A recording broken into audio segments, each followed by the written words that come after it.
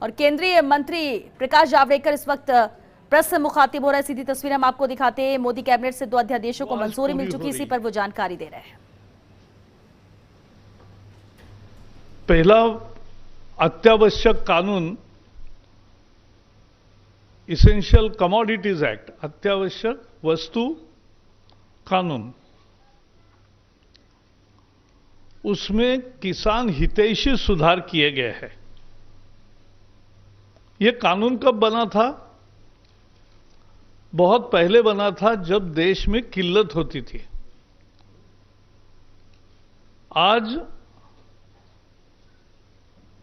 कोई किल्लत नहीं है कृषि उत्पादन की, बहुतायत है।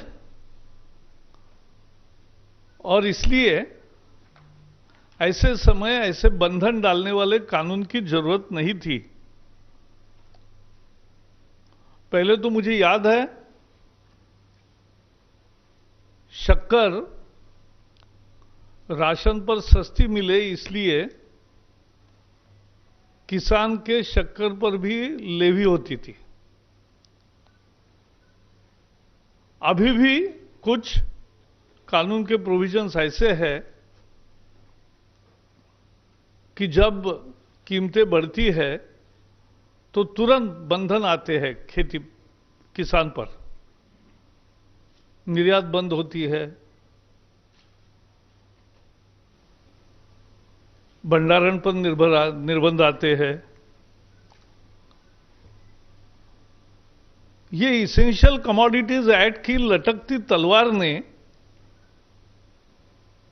निवेश को रोका, ना स्टोरेज बढ़ा, ना निर्यात बढ़ी, ना प्रक्रिया उद्योग बढ़े, ना निवेश आया। आज इस लटकते तलवार को खत्म किया है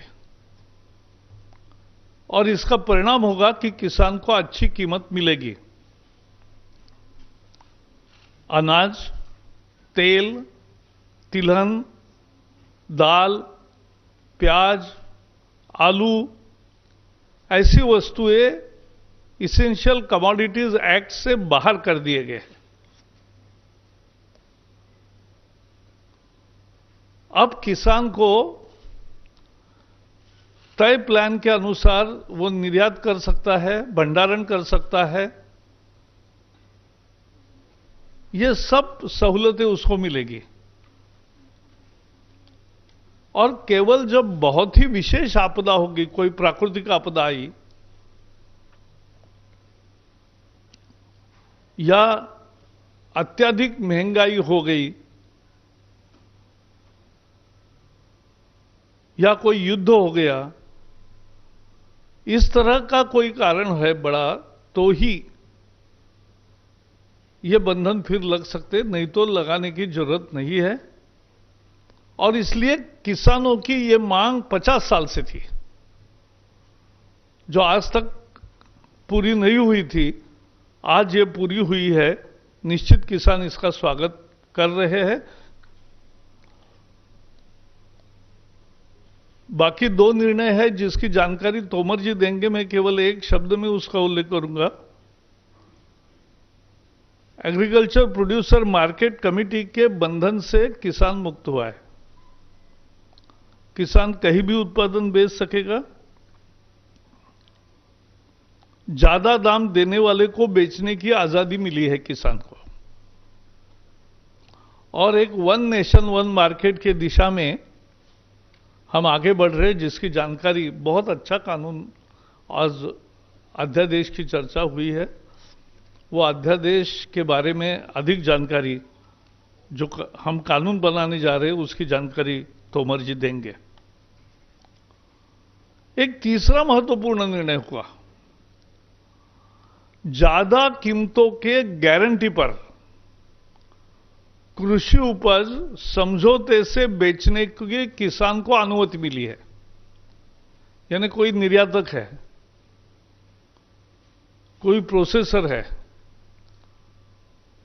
कोई दूसरे पदार्थों का उत्पादक है,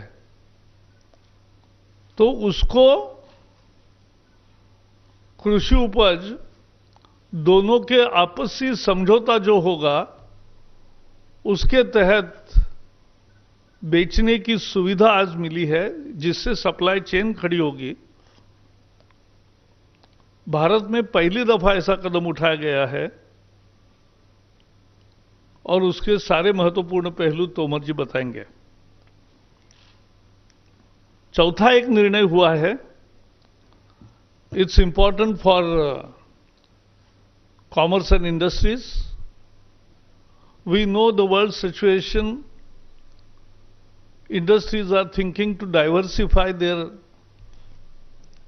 investments in different localities. So, to ensure that the investment enhance in India, an empowered group of secretaries has been formed. And simultaneously in every ministry, there will be project development cell. This will make India more investor friendly.